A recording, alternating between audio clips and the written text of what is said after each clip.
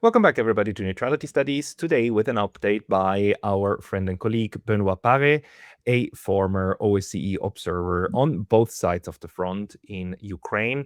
Benoît, welcome back. Thank you, Pascal. I'm glad to be here again.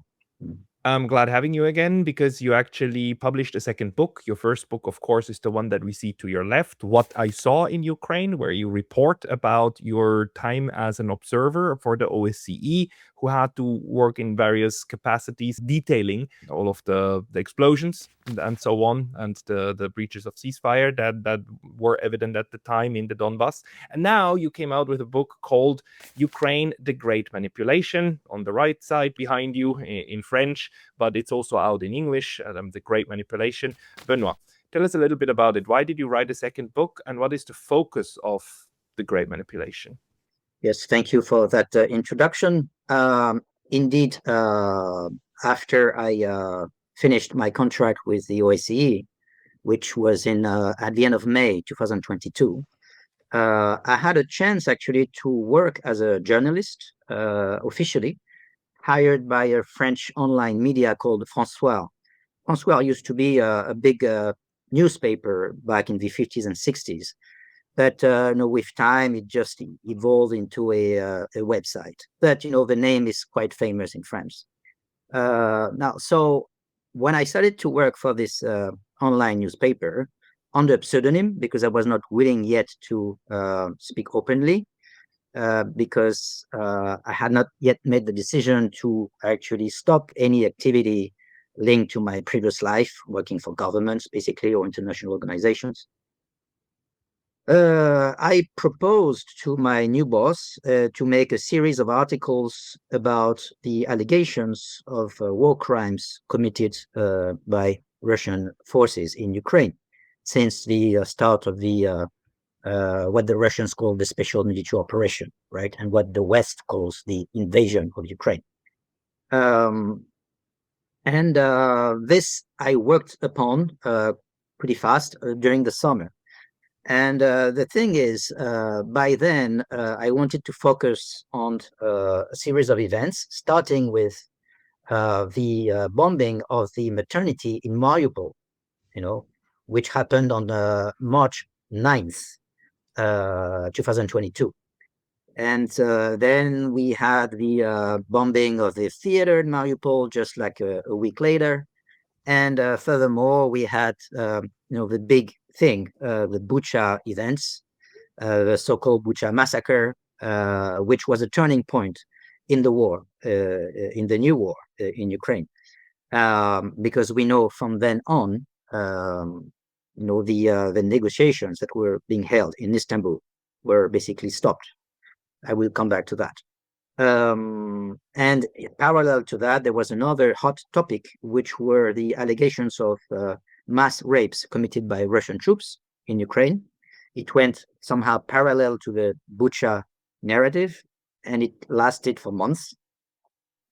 And very close to the Bucha event, there was another dramatic also event, which has more or less been forgotten by now, because strangely enough, it has been little talked about ever since. It was the bombing of a Kramatorsk train station, which occurred on April the 8th, 2022. And lastly, to finish this sequence, I actually focused on the so-called mass graves in Izium, which occurred actually a bit later in September 2022. Now, so these 6 articles that I wrote are what I consider to be the most important part of my book, because it basically constructed the narrative of Russian hate, which was key in convincing the audiences around the world, and especially in the West, that Russia was a barbaric country guilty of a series of war crimes, and with which you could not morally negotiate, right? So this was built in a way, the narrative was built in a way to prevent any will of negotiation to end the conflict. This is my conclusion. And beyond this 6 articles about these allegations of war crimes, I also published other articles on a day-to-day basis about the events that were unfolding in Ukraine in those days. Some of which many people have forgotten, even myself. And when I read all these articles for the purpose of the book, I realized, oh, it's true. This and this happened as well. I had forgotten about it. And each time, actually, there were like different stories making headlines about the war in Ukraine. You realize that there's always the same recipe at work, which is always like, as soon as something happens, maximalist accusations against the Russians systematically without any investigation being done. And when you start to dig into the matter, then you realize, well, it's not exactly as what the Western or Ukrainian press would describe. You systematically find out, but there is more to it that is carefully hidden from public view.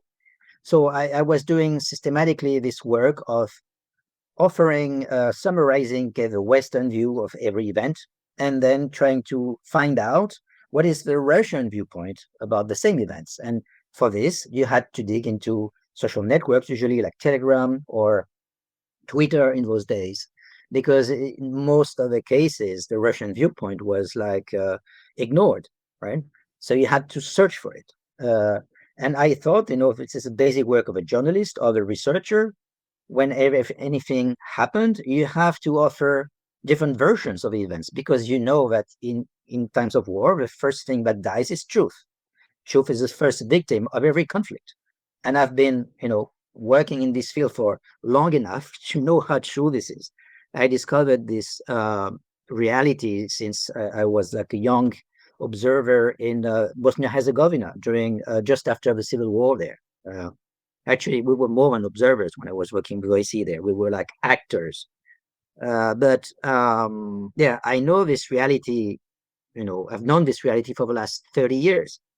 And this reality has been pushed to its extreme logic in the case of the war in Ukraine, which is so obvious to me when you start to work at digging information about it. Hey, just a very quick note. The best way to support this channel is by signing up for my free Substack. You can also help with a paid subscription there, or you can get some of our new merch on neutralitystudies.com. Links below. See you there. And last but not least, I also published at least one article, which was one of the most important articles I ever wrote. It was called How Ukraine Became an American Pawn. That was a reference to this famous book by Zbigniew Berezinski, the great of a grand chessboard, which he wrote in 1997. And when you read this book, you actually understand the logic, the rationale of the American deep state, and the long-term objectives they had since the 90s to actually prevent the resumption of any rival power. And after the fall of the USSR, they thought that America was in a position of hegemony that was unrivaled. And the priority of the strategic thinkers was to make sure it would stay that way, that they wouldn't have to face at some point a resumption of a rebirth of a Russian hegemony. So they had to kill that before it could happen. And Berezinski explained that the best way, in his view, to do so was to separate Ukraine from Russia. That was the plan. And everything the US administrations did from then on, including under the Republicans or under the Democrats, that's the same. It's always the same logic. It's the uniparty, basically unfolding its own agenda, regardless of who is in power. And so during the Orange Revolution, for instance, in 2004, it was the Bush administration, but the goal was to actually control Ukraine. So they supported as much as they could their pro-Western candidate, Yushchenko at that time, whose wife was actually a US diplomat, amazingly, right? So they had the means to control what was going on in Ukraine through the wife of the president. That was so obvious. She had worked for the US government all her life. And some people say even suspect her having worked for the CIA. Anyways, that was one of the episodes. Yeah. And then afterwards there was Maidan, of course, as we know. And there was one actor that you see all the time during those years is Victoria Nuland. She was actually working under the Bush administration, and then she worked under the Obama administration, and then under the Biden administration. And she was the key, actually, the key person under all U.S. administrations to actually define U.S. policy towards Ukraine. And you know that she's married to Robert Kagan, who she's a famous neoconservative. She has an extremist ideology, and basically was pushing the agenda as much as she could, very successfully, as a matter of fact. So I was explaining all this story about the background of the war in this article, How America Became a U.S. Pawn, which, so in some ways I was like trying to focus on the day-to-day news coming from the front, showing how much manipulation there was. And at the same time, I was recalling why they do that.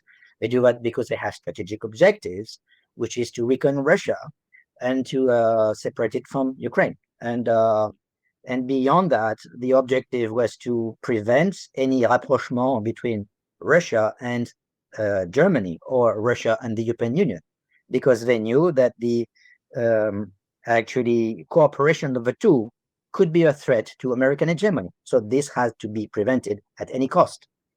So the logic of separating Ukraine from Russia ended up also being a logic of separating the European Union from Russia. And this is very obvious, notably when you think about the Nord Stream pipeline, which, not only Obama, but also President Trump during his first term said that it was a strategic objective to make sure this pipeline would never work. And they managed to achieve that objective.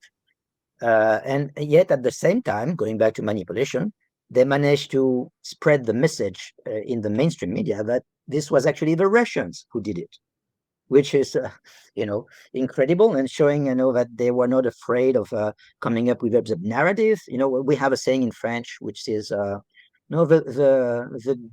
bigger the lie, the more people will believe it.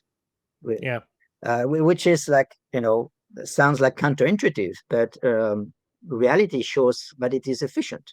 I even had a former German colleague whom I thought was an intelligent man working with me in Donbass. And when we discussed the issue of the Nord Stream once, he actually believed that it was the Russians who did it. And I said, well, how can you believe that? Yeah. And he said, haven't you heard about Seymour Hersh's investigation? And he had never heard about it. He didn't know who Seymour Hersh was. He didn't know he had made this article on Substack, which basically was a much more convincing scenario to explain what had happened. That was basically a secret operation organized by the CIA. And he had never heard about it. And in the end, he said, well, you know what? Anyway, it doesn't matter, because we should not buy gas from Russia, period. And then I realized that there was another thing he was convinced of. It was that Russians were barbarians. And this goes back to what I was talking about at the beginning of my intervention here. All these allegations of war crimes against the Russians had an immense impact on people. It convinced even intelligent people who should have known better that Russians were so barbaric that it should have been impossible for Europeans to trade with them, even if that ended up with the economical suicide of Europe. Because right now, Europe, it still buys gas from Russia, in spite of the narrative and the statements that Russia is bad and we should not trade with them. But European economy still needs gas from Russia. So behind, not under the spotlight, this continues. But according to EU sanctions, this should stop by next year. I think by next year, EU regulations should make it impossible for the EU to buy Russian gas. So by then, we would actually feel the full impact, if it doesn't change, of the suicidal policy of Europe. And once again, they managed to convince the audience that this sacrifice was necessary, that they had no choice because of a moral perspective, which was fabricated by lies and manipulations.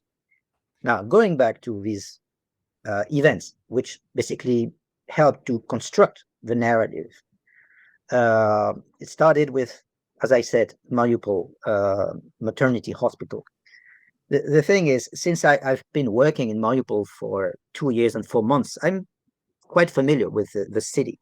So, and then I could collect some information, and some of which was available actually in mainstream media at that time.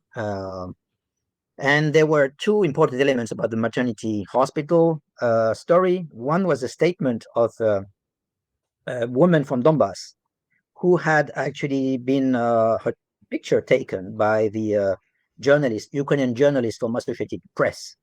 And you see her face with a bit of blood on her face, her hair a bit messy, and behind her you see destruction. And she became the face of Russian barbarism against the population of Donbass, civilian population of Donbass. Her picture was used around the world in the Western press to show how barbaric Russians were.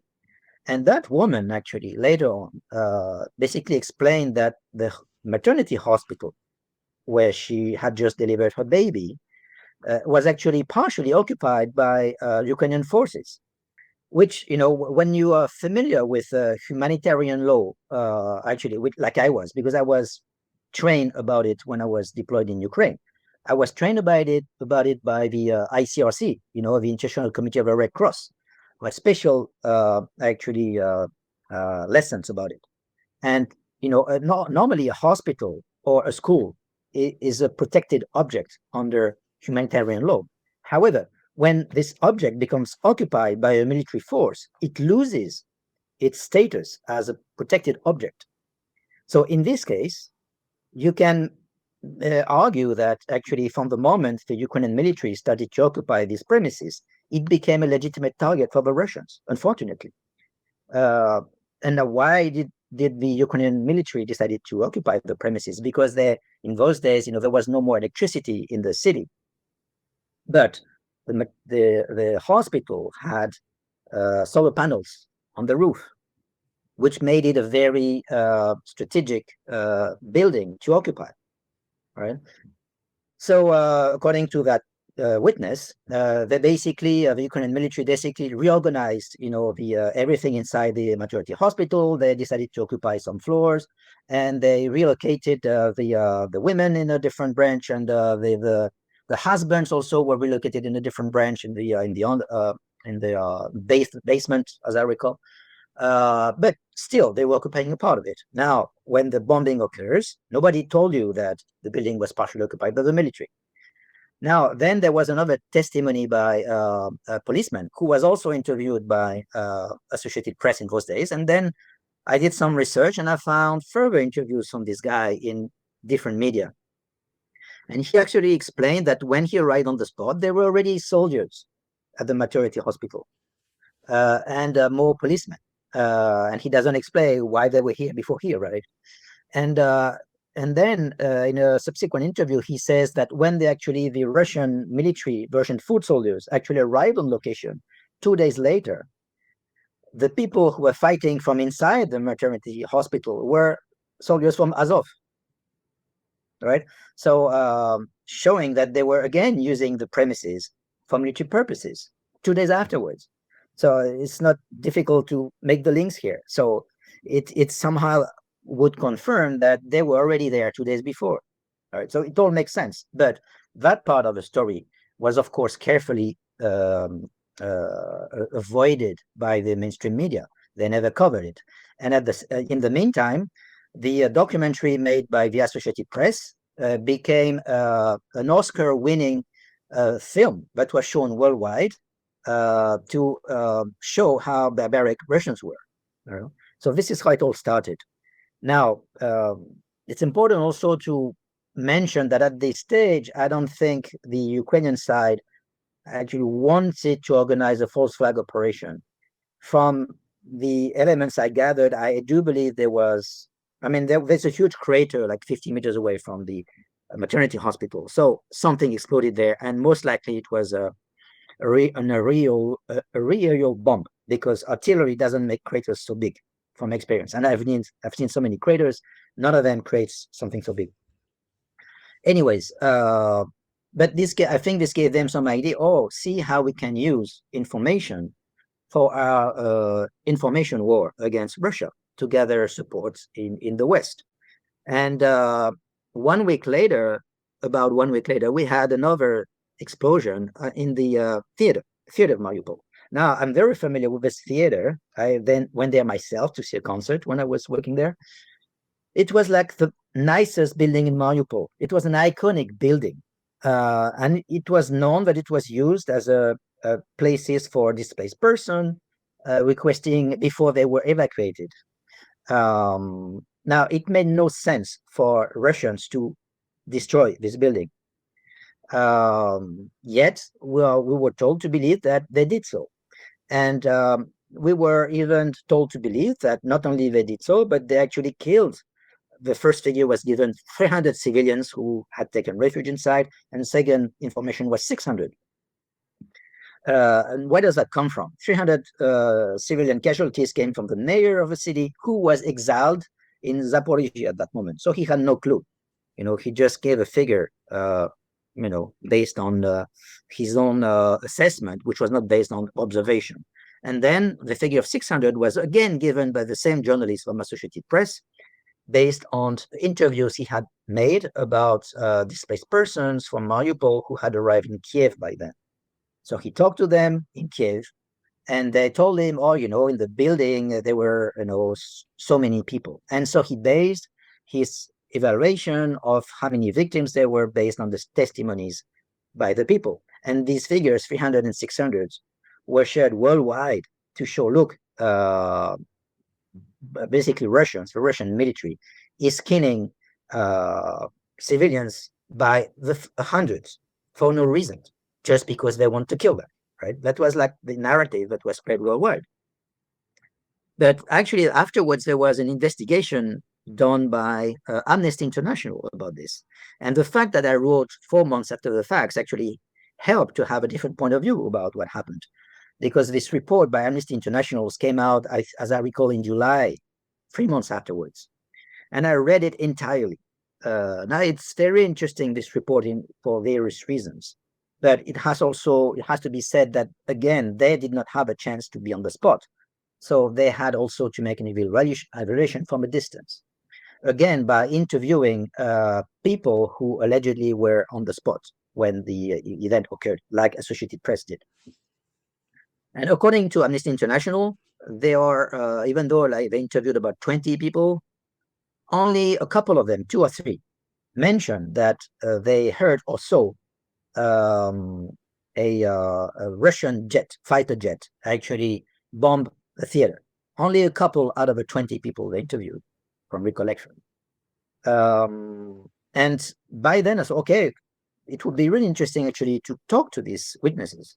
And by then I was a journalist, as I mentioned, officially, from media that was not so popular in my days, but the name at least is famous. So I wrote an email officially with my email address from François, because I had one, asking whether it would be possible to interview these witnesses. Of course, making sure they would remain anonymous, not betraying their security or whatever.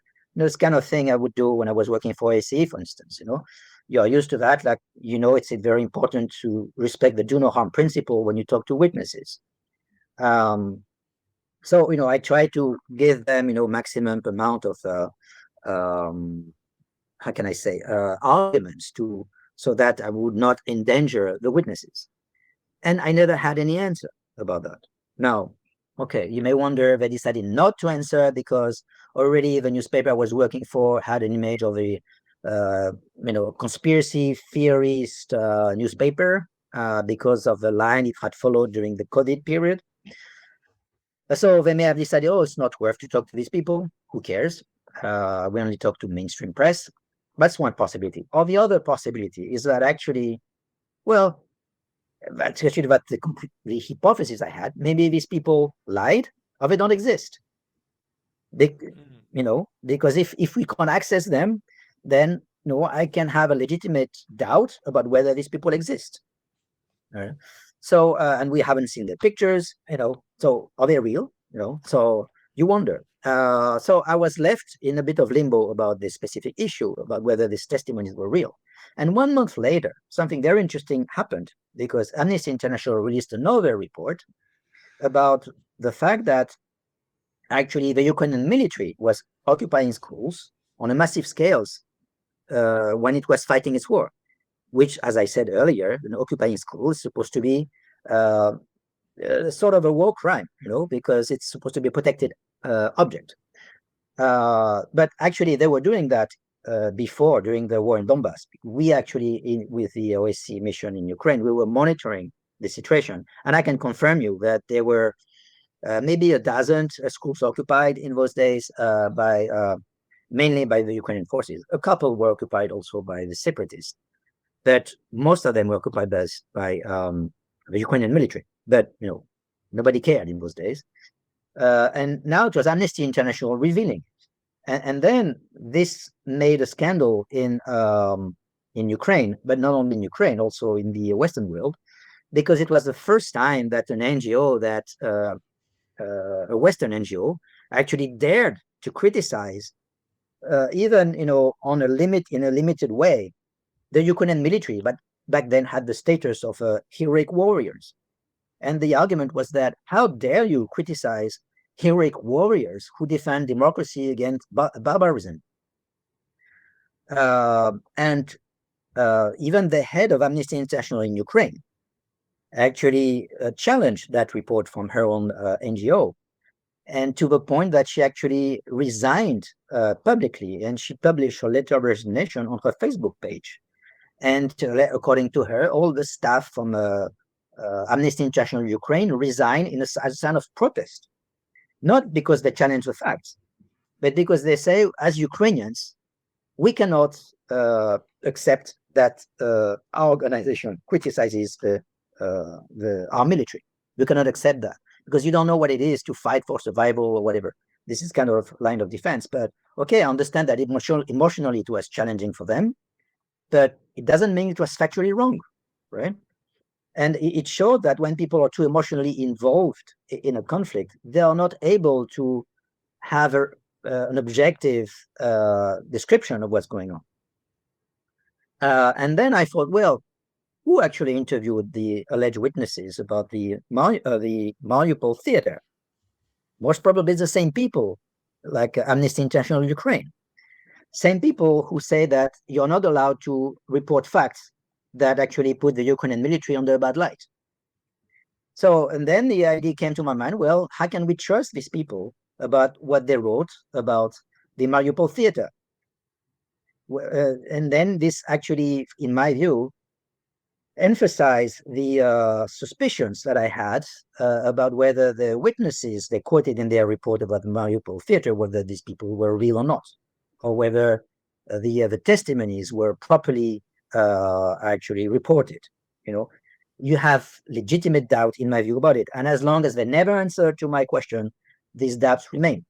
And now the other explanation to explain what happened with the theater was that, okay, if it's not the Russians, who had actually no interest in doing so, again, even from a separatist point of view, it would be like, the French military deciding to bomb the Eiffel Tower when Paris was liberated in 1944, to blame it on the Germans. I mean, why would you bomb the most iconic building in your city just to blame the opponent? It's nobody would do such a sacrifice. And anyways, we were told to believe it was the case, that the Russians did it when it didn't make any sense for them. And then we found out, talking about the figures, that when the prosecutor of the Donetsk People's Republic actually published their reports about the investigation about the Mariupol theater, once they had actually cleaned the location, they said they found 14 bodies below the rubble.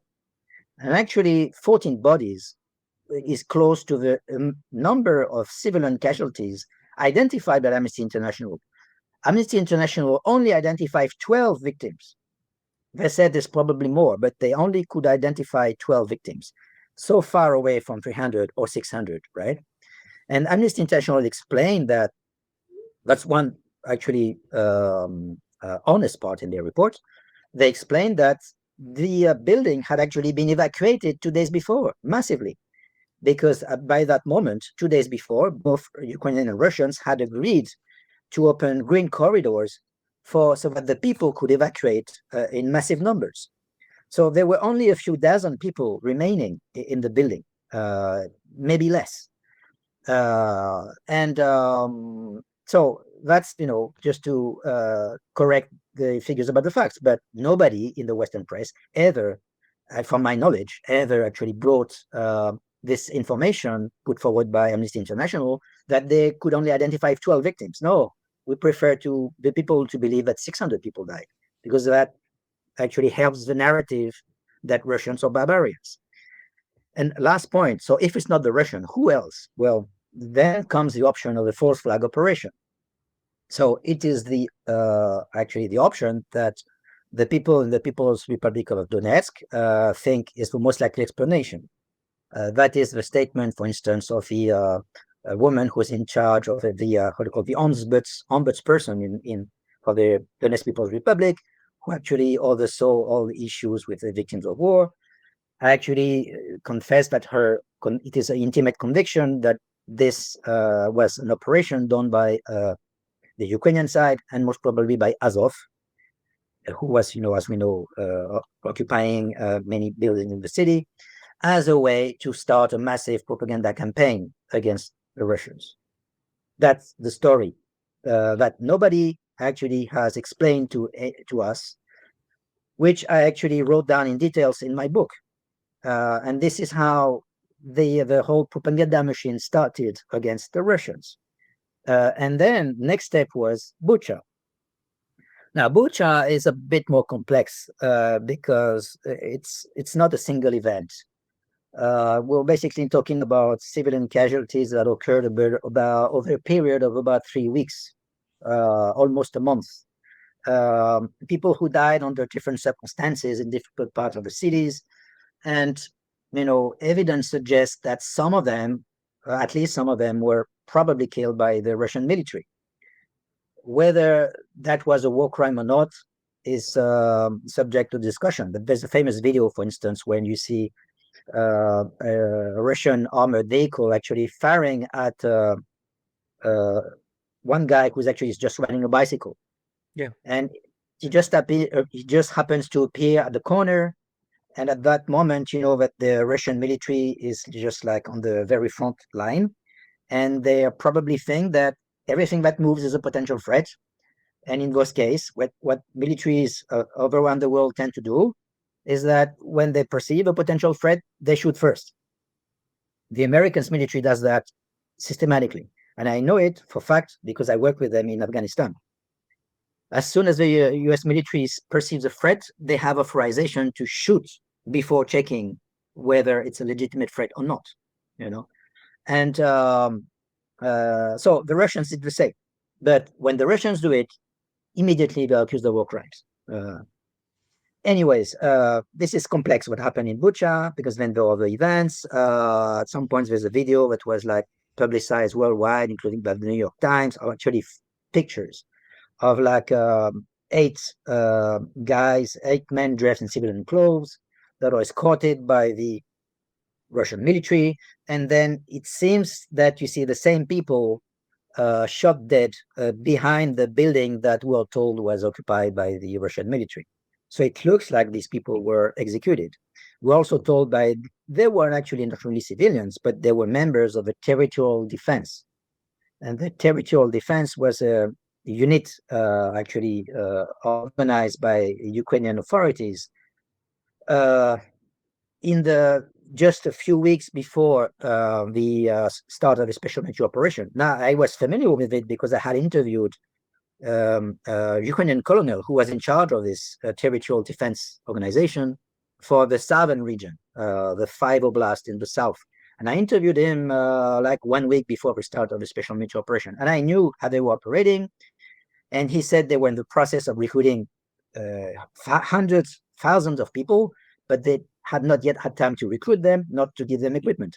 And then what happened? We see these people without military clothes. They just had time to give them weapons. So for an invading force, there could probably be like an ambiguity as like, who are these people dressed with civilian clothes who have weapons? Anyways, what's one aspect. Then there are other aspects. I believe most people died because of shelling, artillery shelling, and both sides shelled the city. All these armed vehicles that were seen and lined up in the street. This famous video that was seen worldwide, showing all the dead bodies in the street near these armed vehicles. These armed vehicles belong to the Russians. It was the Ukrainian military that destroyed them because they were shelled heavily. So then you could imagine that some of the victims may be collateral victims done by the Ukrainian shelling, but nobody would tell you that, right? No, you were told to believe that all the victims are done by the Russians. And then there are so many stories. I may not be able to cover every single detail about this whole narrative about Bucha, because it's so many different little stories, but I'll try to sum up the main events. Like it was seen, I could check on pictures, like at least 4 people had a warm white armband, civilians whose bodies were in the street. And it was known that the warm armband was a sign of recognition that the Russian military was using. The Ukrainian military was using yellow or blue armbands because that was the only way for them to differentiate each other, because they more or less had the same type of uniform otherwise. And so civilians who would walk around carrying white armbands would be like a sign that they were friendly to Russian forces and didn't want to be shot at by them, and then when we see the images spread worldwide, again, at least 4 of them had white armbands. I never saw any comment about that in the mainstream press, but you would only see in the alternative press the idea that this was very strange because it looked like it was pro-Russian people killed. So why would the Russians kill pro-Russian people? Doesn't make sense. There's even one more story that makes even less sense. There was the only victim identified by name, as far as I can tell, during this among these 400 victims, identified by name and whose name was released publicly, at least. This was a former member of the Ukrainian parliament living in Bucha, who was known to be pro-Russian. And actually, the Russian side, even as I recall, published information about the fact that they had liaised with him, and that when before retreating, they had proposed him to come with them because they were afraid of reprisals against him. And so the Russian side says, we proposed him to come with us because he cooperated with us openly, and most likely he would be in trouble, if he wouldn't leave. And that person was found dead. According to the Ukrainian version of events, he was killed by the Russian soldiers before they left because they were drunk. And then that goes back with the idea, that the narrative constructed against Russian was so caricatural and so absurd. They said, oh no, Russians, drink all the time, so it's normal that Russian soldiers get drunk and fire anyone at will just because they are drunk, including their closest allies. And they try to sell this story to the public, and people who hate Russians, they want to believe it. Oh, of course, Russians are such subhuman people. They would do such things, and they wouldn't look beyond. But actually, this part of the story is so absurd that I haven't seen it much covered in Western press. It was mostly for the Ukrainian audience that I saw this development being used. Anyways, what we know, which is very important to know about Bucha beyond that, is that on 31st of March, that's a fact, the mayor of a city filmed himself in the street with a big smile on his face saying, Russian soldiers have left. Now we are free. And actually, from what we know, Russians military left on March 30th. And based on a decision taken on March 29th by President Putin, which was meant to be a sign of goodwill towards the Ukrainian side in the framework of the negotiations that were being held in Istanbul.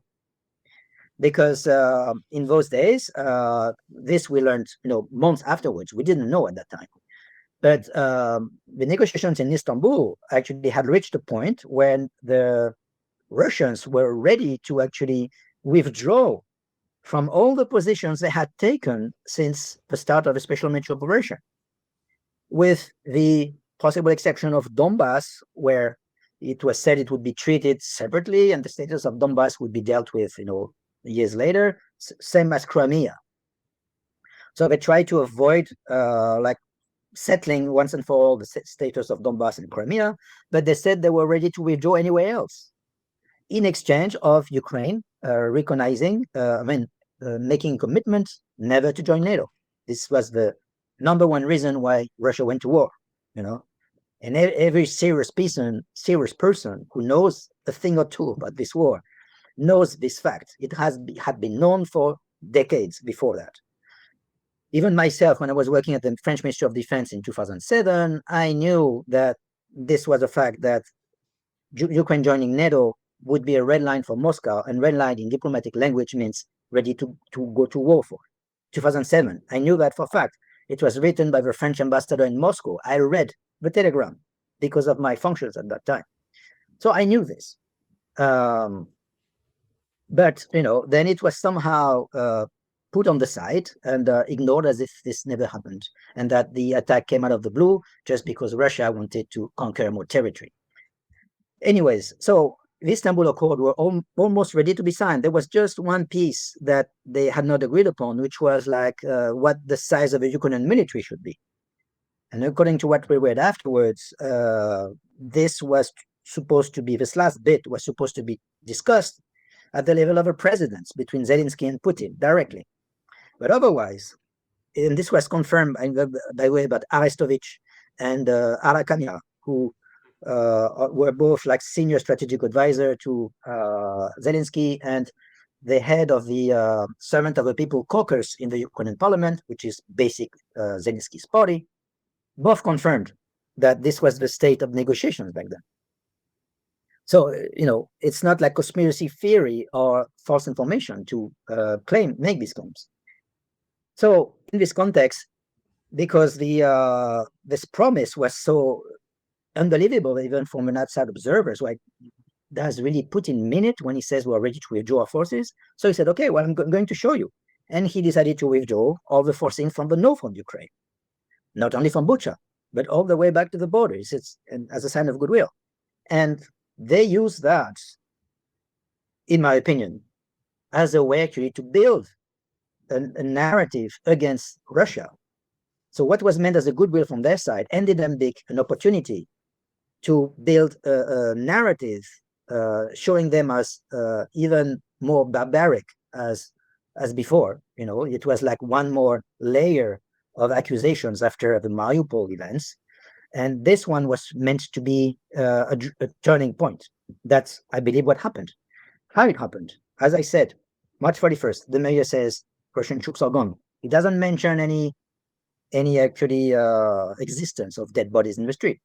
And if I remember correctly, he was actually in that street, right? That was later claimed where these bodies were laying. Or he was very near to this place. Well, I remember himself filming himself kind of close up, so I don't remember exactly where he was. So that would need to be double checked.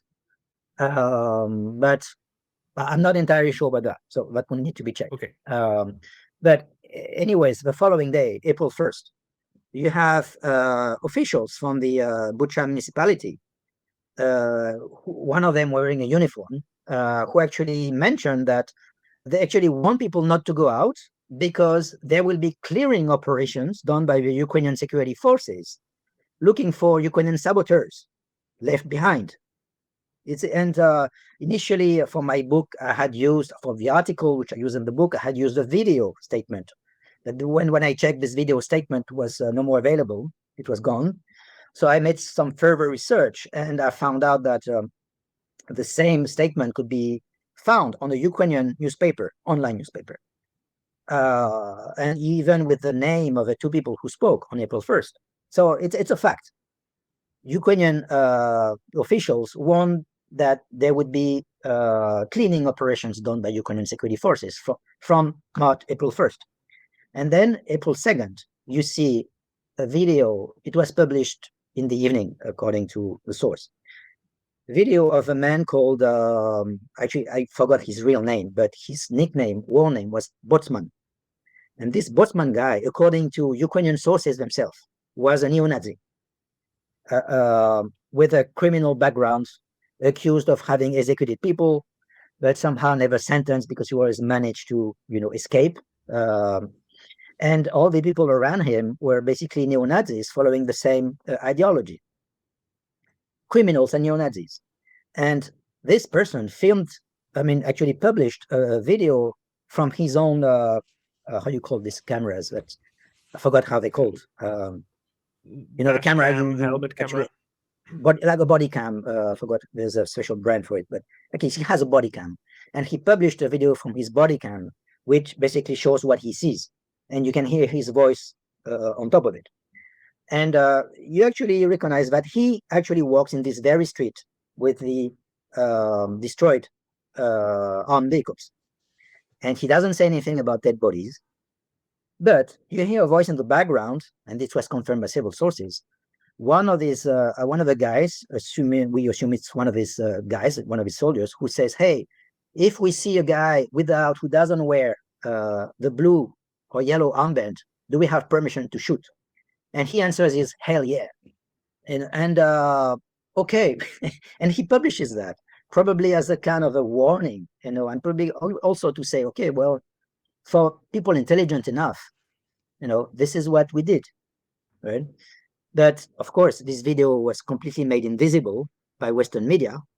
Once I found actually on the alternative media, there was a guy who claimed to work for a Western intelligence service, but he testified anonymously because he said, "I cannot testify publicly." And he mentioned the existence of this video, but he said, "But I know it exists because I've seen it, but nobody mentions it. So please, report about it." But only alternative media did so.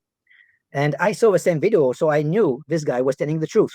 This was totally ignored, this fact. So this is detailed in my book once again. And actually, in the latest edition, actually, I managed to add the link to the Ukrainian newspaper that announces that there will be a clearing of saboteurs on April 1st, alleged saboteurs. So, of course, if I saw somebody with a white armband, according to the video, so they would have shot without asking questions. And then these are the bodies you see on the pictures, and nobody asked why are they wearing white armbands, right? So this shows the extent of the manipulation. And then the whole story breaks out on April 3rd, worldwide. With I remember seeing a video shot in this famous street, showing all the destroyed vehicles and then bodies littered, across the street. And there was one French guy, Adrien Boquet, who claimed of having accompanied first Ukrainian troops entering Bucha, and according to him, they actually pulled bodies to basically put them in the street, according to his statement. But okay, that's what he says. I have no proof what he says is right, but that's what he said. But we have many actually elements of information that allow us to think it's probably what happened. Now, it's not to say that none of these victims were killed by Russians in the first place, but it's very hard to tell who killed whom with hindsight. And later on, there was even a police investigation done by France. Actually, it was a gendarmerie investigation. The French government decided to send French gendarmes to investigate, victims in Bucha. And the thing is, I talked to Eric Denessé, a guy who was, I would say, assassinated, even though it was portrayed as suicide. But for me, it's an assassination. This guy was assassinated afterwards, 5 days after he talked to me. And he told me, I talked to a senior gendarmerie general who told me he was aware of the results of the French investigation in Bucha. And he said, well, they could not confirm that victims were killed by Russians. There was no way to confirm it. And among other reasons, because most victims were killed by shrapnels from artillery, and both militaries used the same weapons in those days. They used Soviet-style weapons, so it was the same model of artillery. So God knows who killed whom in this context. And beyond that, a few people were probably executed. I don't exclude, but maybe some might have been executed by Russians, but I haven't seen hard evidence that it was the case. And you can also suspect that others were actually executed by Ukrainians, as I mentioned. Now, I've seen also another video which came out on April 2nd, very recently, because when I did a conference about my book in Paris, somebody mentioned that video to me. And then I did some research and I found it. That video is about a police unit of the Ukrainian government that also entered Bucha on 2nd of April. And you see them, it's a 7 minutes video, still available online. You see them interview people, several people in the street. I asked one of my friends who is like a Russian and Ukrainian speaker, I asked him, can you confirm to me what they say? Are they talking about bodies in the street? And he said, no, none of them. They just say irrelevant stuff about where the Russian military was sleeping, where they were based, but that's it. No mention about people being killed, executed, nothing. And this video came out on April 2nd, and that police unit called Safari published the video the following day. No mention of dead bodies, no images of dead bodies. So again, another very suspicious fact. And last but not least, I also followed in those days, when I was doing my own research, different accounts on Twitter back then, and not only Twitter, but what's the other one? Telegram, of course. And I saw actually an account very interesting done by, actually, the guy was called Adam Lawson from memory. I guess he's American. And this guy actually made his own investigation about the events at Bucha, collecting everything he could find over a month period about what happened there. And he found at some point a picture of two Russian soldiers whose bodies actually lie on a railway track. And you see their positions, it's very characteristic, and you recognize military uniform. And the picture, when it was published, the legend below it was published by Ukrainian journalists, as I recall. The legend was that it was bodies of dead Russian soldiers, right? And then you see a message which was put forward on X by a vice prime minister of Ukraine. I forgot his name because there were so many of them, but it's in my book. And also I made a print of his post. And I just also made a print of the original picture of the same two guys, so that people can see with their own eyes that it's the same bodies we're talking about. And you can, what in the message sent by the Ukrainian vice prime minister, what he says is that the bodies that you send the picture are Ukrainian civilians killed by Russians. Right. So it's a complete reversal of accusation. And this time we actually know for fact, because we have proof that this is a lie. Okay, for many things we don't have proof, but in this case we have proof that this was a lie. And this was meant to demonize the Russians when using the bodies of their own soldiers. Now, why did not you recognize them? Maybe I forgot to mention that. Because the bodies had been burnt. The bodies had been burnt, so you couldn't see that they had military uniform anymore. And if you recall, among the images that went worldwide, when even then Ursula von der Leyen showed up with hundreds of journalists from around the world, they showed at some point a pile of 5 or 6 bodies that had been burnt just to shock the audience.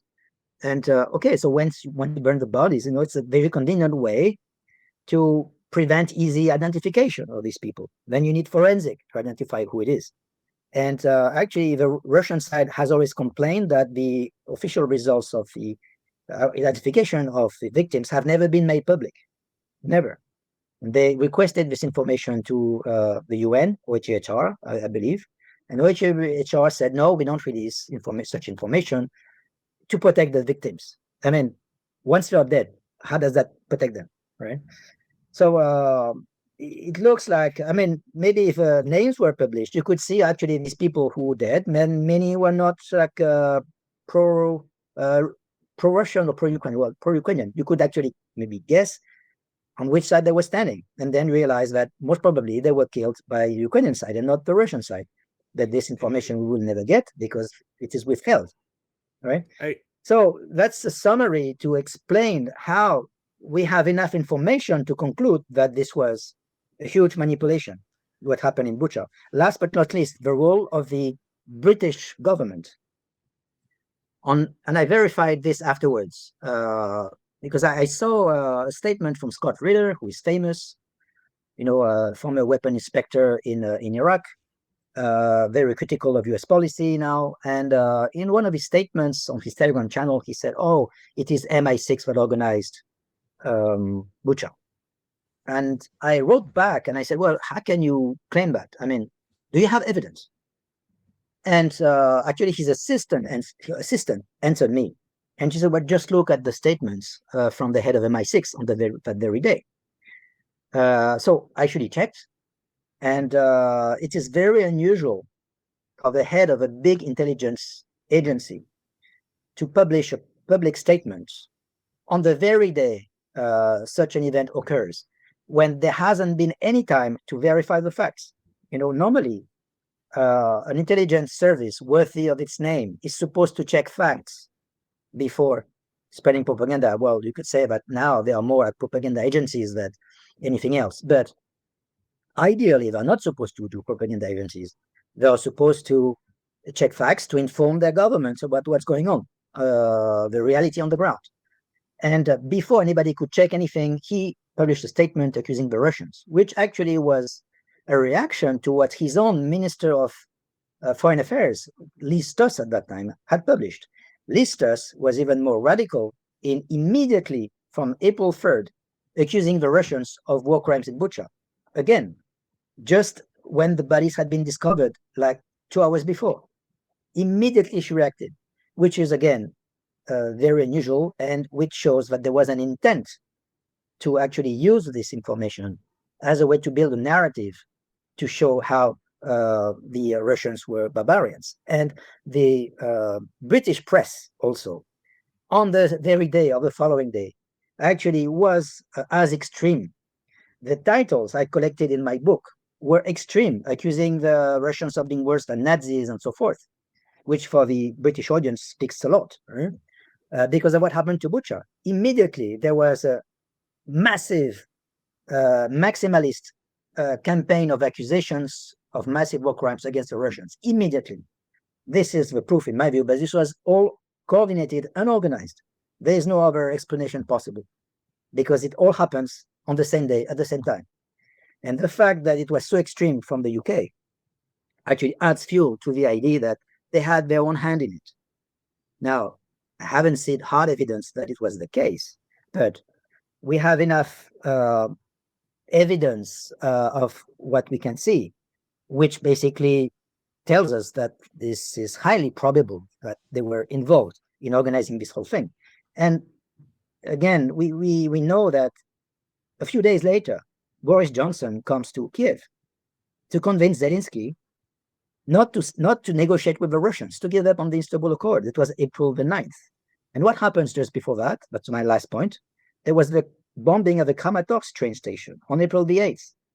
As if the Bucha narrative was not enough, they added another layer. Because from when people say on April 5th, maybe Zelensky had not yet decided to stop negotiating with the Russians. But so then there's another layer.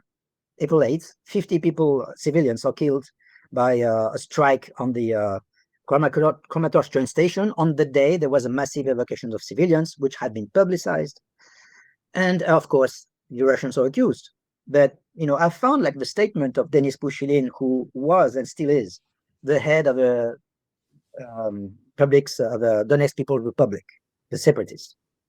And he said, well, these people who died are our people.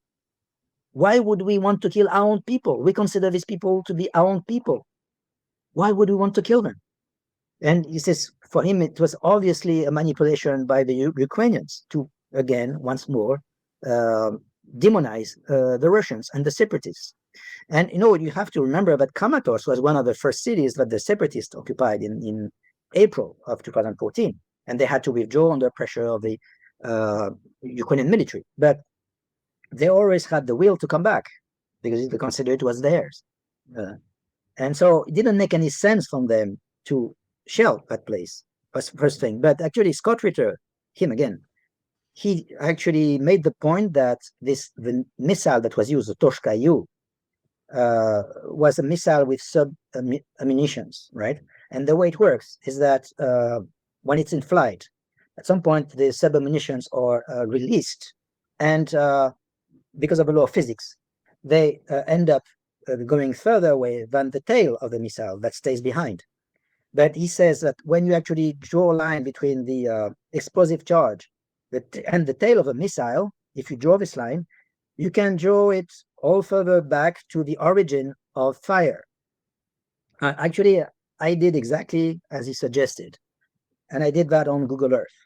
And I found out that the line actually ended up exactly in the middle of the city of Drobopila, which is now on the edge of being conquered by Russian troops, but that's another story. And it was exactly where from the Ukrainian side shelled the place, according to the separatists, according to Donetsk People's Republic. He says it was a Ukrainian unit, and they even gave the name of that unit. It was artillery brigade, the only one in the Ukrainian military that had this Toshka-U, this specific missile. And they said, this that unit, they were based in Drobopila, and they did it. And the forensic analysis that I did, thanks to Scott Ritter, demonstrated exactly that. It could only have been fired from there. And this was totally ignored, again, by Western media. The only attempts to actually debunk this were pathetic. I mean, as a journalist, I try to systematically to try to find counter-arguments. Okay, this is one narrative. What about possible counter-arguments? I haven't thought about it. And the only thing I found were really pathetic. Like, people imagined that maybe the missile deviated by 90%. It was like absurd from a law of physics. But that was the only way they could actually connect it to somehow the separatists having fired the missile. So it was absurd. But I believe that this story was not too much used in propaganda purposes afterwards, because there was, for anyone who would dig, there was this major flaw in the narrative, which was easy to debunk. But nobody debunked it in the Western press because they were all accomplices in the narrative. We have to convince the audiences, both in Ukraine and in the West, that Russians are barbarians, and we cannot negotiate with them. And on April 9th, to finish and conclude, Boris Johnson comes to see Zelensky, and he convinces him, don't negotiate. At least that's the information we had. And we will help you to win this war militarily. And now down the line, 4 years down the line, we have, who God knows, maybe millions of people died or were at least wounded, amputated. Both countries are heavily damaged. Ukraine will probably never recover from this disaster. But, all was decided in these crucial days between March and April 2022. And this is the story of my second book, how we were conditioned to actually believe that Russians were barbarians, and we could not morally accept to negotiate with them. Thank you very much for this very, very detailed overview of, or detailed summary of something that is described at even more detail in your book. The bottom line also is that the propaganda war is at least as important as the actual shooting war. And, the whole time you were telling us this story, it went through my mind that until now, it is the Russian side that demands independent UN investigation of all of these events. It's the Russians that keep saying, like, we want the data, we want we want reports to be drawn up, and we want independent teams going there. yeah, and it's the other side that is saying like, no, we know what happened. It is known because we already put it all out there.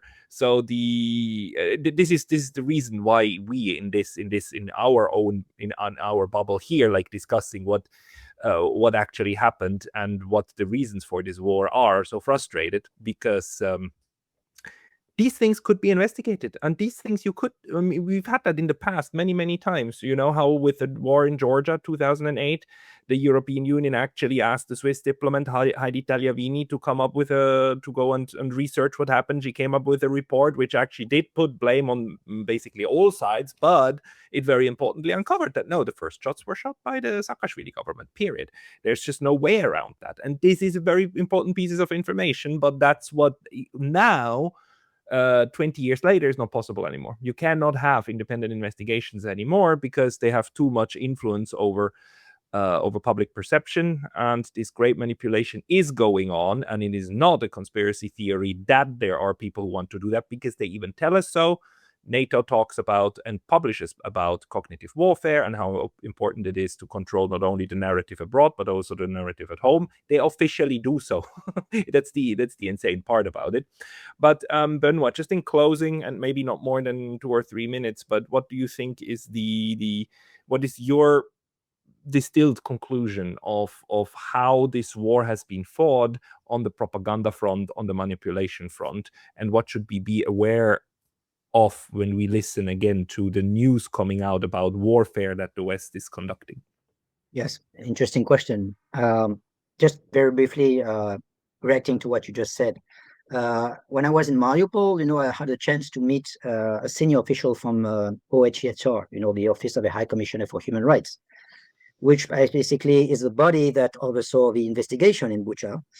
And he told me back then that he said, you can't imagine how much pressure I have from my own government to actually orientate our reports in a sense that suits them, in a direction that suits them. So he confessed that to me. So I know how it works. And I know that now it must be even worse than before. So these people are under extreme pressure for many of them not to report certain facts that don't actually feed the mainstream narrative. That's a fact. Now, going back to your question, well, from the Western perspective, we see that there is no space for any alternative narrative in mainstream media. There's only one speech, and there's so many people I even in my own family that I see that just believe it. They still believe that Zelensky is the defender of democracy and human rights against barbaric Russians. I even saw an interview from a famous French actor just before we started this interview, which basically said exactly that. And because he's famous, then the people take his word for it. So it's really hard to fight against that. I'm trying to fight it because I care for truth with my own little means, and thank God you're here with others to spread the word. But it's going to be almost impossible to reverse this trend, I'm afraid. But we have to keep trying to maintain this little light of truth in this darkness, because it cannot lead anywhere good. Now, as for the Russians, I think they probably gave up by now trying to influence us. As Putin said to Tucker Carlson, when Tucker Carlson interviewed him maybe 1 year or 2 years ago, he said, anyways, we cannot control the Western media, we cannot control the narrative, so because you're stronger than us in this field. So I think they're not even trying. They just do their own war the way they see fit, and trying to keep their objectives in mind. And the problem is that, as we see, we have the West and especially Europeans right now who try to escalate in terms of warfare, and that is worrying for the future. Thank God, so far, President Putin, who I believe is a very rational person, has not taken the bait, because it looks like he's been provoked in so many different ways, as if a European says, oh, please shell us, please attack one of us, so that we can afterwards basically declare a state of war throughout Europe, and so that we can impose, draconian laws to control free speech. And we will go after these last people who dare to counter the narrative, and we will be able to go after them once and for all. If you only attack us, please do so. It seems like they are trying their best to make the Russians lose their temper and bomb some factory somewhere in Germany, or God knows where, to protest. Then they would have the chance to go into full war mode, which appears to be their objective.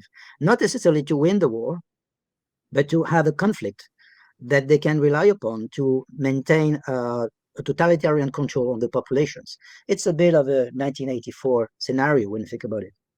And Yeah, and yeah. you don't even need to assume that these people are evil. You just need to assume that they feel very safe. They know that if things go wrong, they always have a job somewhere in New York, right? And that the Atlantic is always going to be the big bridge.